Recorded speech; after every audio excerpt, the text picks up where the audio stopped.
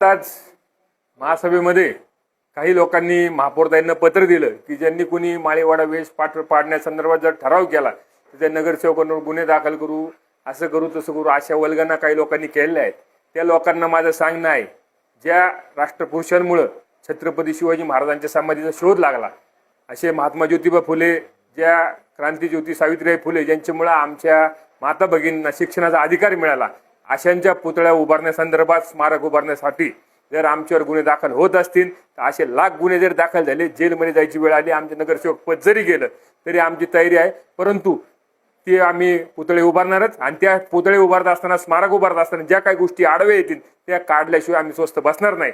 आम्ही सर्व नगरसेवक, भारतीय जनता पार्टीचे, राष्ट्रवादी काँग्रेसचे, आम्ही सर्व नगरसेवक या ठिकाणी जो ठराव केलाय त्या ठरावाशी आम्ही ठाम आहोत. आणि ज्यांना कोणाला आमच्यावर गुन्हे दाखल करायचे त्यांना आमचं खुलं आव्हान आहे, तुम्हाला जर मुघलांच्या आठवणी जपायच्या असतील तर तुम्ही जपा. आम्ही छत्रपती शिवाजी महाराजांच्या विचाराचा वारसा पुढे नेण्यासाठी, महात्मा ज्योतिबा फुले असतील, सावित्रीबाई फुलेंचा वारसा पुढे नेण्यासाठी, अहिल्यानगर शहराची नवीन सुसंस्कृत ओळख करण्यासाठी म्हणजे महात्मा फुलेंचं, सावित्रीबाईंचं मोठं भव्य स्मारक उभारू, जेणेकरून पूर्ण जिल्ह्यातून, राज्यातून लोक हे स्मारक पाहण्यासाठी नगर शहरात येतील.